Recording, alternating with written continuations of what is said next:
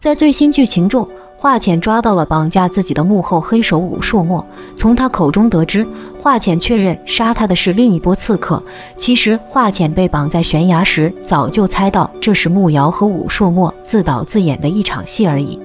慕瑶为了试探仲夜兰的心意，才跟武硕墨打赌，如果仲夜兰选择救华浅，他就跳下去跟武硕墨远走高飞；如果选择救他慕瑶，他就留在仲夜兰的身边。虽然没有试探出仲夜兰的心意，但仲夜兰已经犹豫了，所以慕瑶算是赌输了。因为慕瑶对仲夜兰的试探，间接地搭上了华浅哥哥化身的性命，而慕瑶为了救武硕墨，竟然理直气壮地向华浅要人，他哪来的脸呢？慕瑶终究活成了自己最讨厌的样子。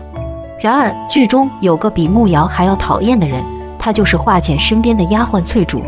你说别人伤害被骗华浅倒是情有可原，但这个丫鬟翠竹是华浅的人，华浅待她夜不薄，没想到她最后背叛了华浅。翠竹竟然也是为了一个男人而背叛了华浅，华浅哥哥的死也跟紫竹有关，翠竹对华浅的背叛和伤害根本不值得原谅。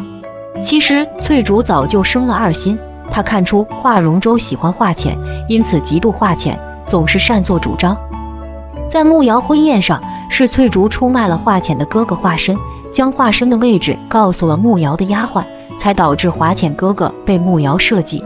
在中秋宴会上，华浅遭遇刺杀，华容州本来可以及时救下华浅的，华浅还想着让华容州去保护翠竹，可翠竹竟然拉着华容州的大腿不让他去救华浅，这也导致了哥哥化身为华浅挡刀身亡的悲剧。